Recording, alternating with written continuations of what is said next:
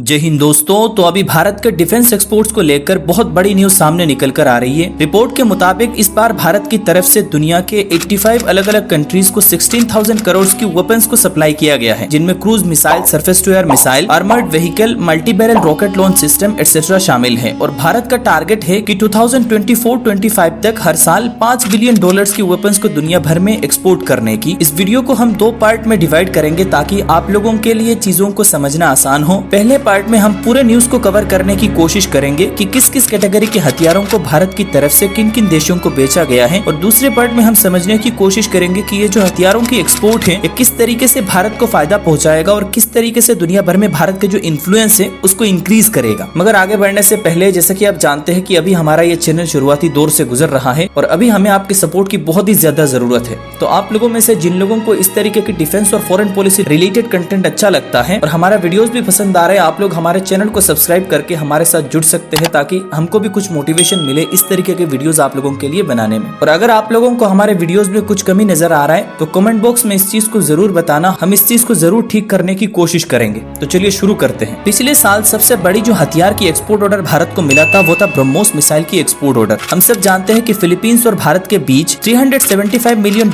की कॉन्ट्रैक्ट को साइन किया गया था, जिसके तहत भारत की तरफ से 3 रेजिमेंट ब्रह्मोस मिसाइल को फिलीपींस को सप्लाई किया जाएगा। और अभी फिलीपींस को देखते हुए बहुत सारे आसियान कंट्रीज भी इस मिसाइल को भारत से खरीदने में इंटरेस्टेड है। और ये जो आसियान कंट्रीज है इनके पास पैसे तो बहुत है, लेकिन पहले ये अपनी सिक्योरिटी इशू को लेकर इतना ज्यादा कंसर्न नहीं थे। लेकिन अभी जिस तरीके से चाइनीज इन्फ्लुएंस इस रीजन में बढ़ रहा है, इसे देखते हुए ये सारे कंट्रीज इनसिक्योर फील कर रहे हैं, थ्रेट महसूस कर रहे हैं, और इस वजह से अभी ये लोग अपनी आर्म्ड फोर्सेस की मॉडर्नाइजेशन के ऊपर ध्यान देने पर मजबूर हो रहे हैं। तो अगर भारत इन आसियान कंट्रीज की जो वेपन मार्केट है इसको कैप्चर कर लेता है तो भारत की जो टारगेट है हर साल $5 बिलियन की वेपन एक्सपोर्ट करने की, ये आसानी से पूरा हो सकता है। दूसरी जिस हथियार को भारत की तरफ से एक्सपोर्ट किया गया है वो है भारत के खुद के द्वारा बनाया गया Akash surface to air missile system. Akash surface to air missile system के बारे में हम जानते हैं कि ये जो surface to air missile system है ये 30 से 40 किलोमीटर की रेंज में दुश्मन की तरफ से आ रही किसी भी फ्लाइंग ऑब्जेक्ट, चाहे वो ड्रोन हो, फाइटर जेट्स हो, क्रूज मिसाइल हो, और या फिर यहाँ तक कि बैलिस्टिक मिसाइल्स को भी इंटरसेप्ट करने में सक्षम है। हालांकि किस कंट्री को भारत की तरफ से ये surface to air missile system को एक्सपोर्ट किया गया है इसके बारे में कुछ जानकारी नहीं दी गई है, लेकिन एक्सपर्ट्स के मुताबिक ये कंट्री कोई अफ्रीकन कंट्री हो सकता है और मोस्ट प्रोबेबली ये कंट्री सूडान ही हो सकता है, क्योंकि बहुत दिनों से सूडान की जो एयरफोर्स है ये Akash surface to air missile system को खरीदने में इंटरेस्ट दिखा रही थी, और इस वजह से इसकी पॉसिबिलिटी भी बढ़ जाती है कि सूडान की तरफ से ही इन surface to air missile system को भारत से खरीदा गया है। तीसरी नंबर में जिस हथियार को भारत की तरफ से एक्सपोर्ट किया गया है वो है Pinaka multi barrel rocket launcher system, और इसको भी भारत की तरफ से डिजाइन और मैन्युफैक्चर किया गया है। और ये जो सिस्टम है ये 12 रॉकेट्स को एक बार में फायर कर सकता है विदिन 44 सेकंड्स। इसका जो बेसलाइन वेरिएंट है ये मैक्सिमम 40 किलोमीटर रेंज तक स्ट्राइक कर सकता है, और इसका जो इनहेंस्ड वर्जन है ये 60 किलोमीटर रेंज तक स्ट्राइक करने में सक्षम है। हालांकि यहाँ पर किस कंट्री को और इस सिस्टम की किस वेरिएंट को एक्सपोर्ट किया गया है इसके बारे में कुछ भी बताया नहीं गया है, लेकिन एक्सपर्ट्स के मुताबिक ये कंट्री आर्मेनिया हो सकता है, और यहाँ पर जो बेसलाइन 44 किलोमीटर रेंज वाली वेरिएंट है इसको एक्सपोर्ट किया गया होगा। इसके अलावा भारत के द्वारा बनाया गया जो एडवांस टोर्ड आर्टिलरी गन्स है इसको भी आर्मेनिया को एक्सपोर्ट किया गया है। और शॉकिंग चीज तो ये है कि ये जो एडवांस टोर्ड आर्टिलरी गन सिस्टम को भारत की तरफ से डेवलप किया गया है ये अभी टेस्टिंग फेज में है, और इसको अभी भी इंडियन आर्मी में इंडक्ट नहीं किया गया है, और आगे चल के इंडियन आर्मी की तरफ से इस गन की 307 यूनिट्स को अपनी बेड़े में शामिल किया जाएगा, लेकिन इसको पहले ही अपना एक्सपोर्ट ऑर्डर मिल चुका है। इसके अलावा जो डोनियर 228 मैरीटाइम एयरक्राफ्ट है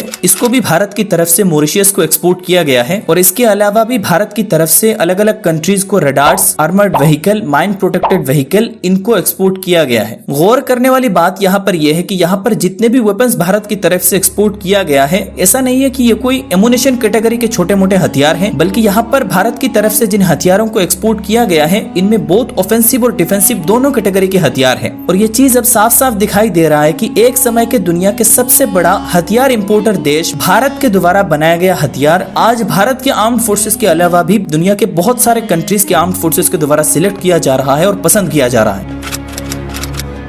वीडियो के इस सेक्शन में हम बात करेंगे कि ये जो वेपन एक्सपोर्ट है ये किस तरीके से भारत को फायदा पहुंचाएगा और किस तरीके से भारत का जो इन्फ्लुएंस है इसको दुनिया भर के देशों में इंक्रीज करेगा। पहला और मोस्ट कॉमन फायदा जो भारत को होगा वो है वेपन एक्सपोर्ट्स के थ्रू जो फॉरेन करेंसी है, मतलब जो विदेशी मुद्रा है, ये भारत में आएगा और भारत के जो फॉरेक्स रिजर्व है इसमें बढ़ोतरी देखने को मिलेगा, जिस वजह से इंटरनेशनल मार्केट में रुपीस की जो वैल्यू है इसमें इंक्रीजेस देखने को मिलेगा। और इसका अल्टीमेट फायदा ये होगा कि इंडियन मार्केट में विदेशी वस्तुओं की जो कीमत है इसमें गिरावट देखने को मिलेगा। दूसरी जो सबसे बड़ी फायदा भारत को मिलेगा वो है जिस कंट्री को भारत की तरफ से हथियार बेचा जाएगा उसके ऊपर भारत की जो इन्फ्लुएंस है, जो दबदबा है, ये बहुत ही ज्यादा इंक्रीज हो जाएगा और वो कंट्री चाहते हुए भी या फिर किसी तीसरी कंट्री के प्रेशर में आकर भी आसानी से भारत के खिलाफ कोई स्टेप उठा नहीं सकता, क्योंकि एक बार हथियार खरीदने के बाद उस हथियार के स्पेयर्स और मेंटेनेंस फैसिलिटी के लिए उसको भारत के ऊपर डिपेंडेंट रहना पड़ेगा। इसके अलावा जिस इंडियन कंपनी की तरफ से इन हथियारों को बेचा जाएगा उसको बाहरी कंट्री से जो पैसा मिलेगा वो उस पैसे को नई हथियारों की रिसर्च और डेवलपमेंट में इस्तेमाल कर पाएगा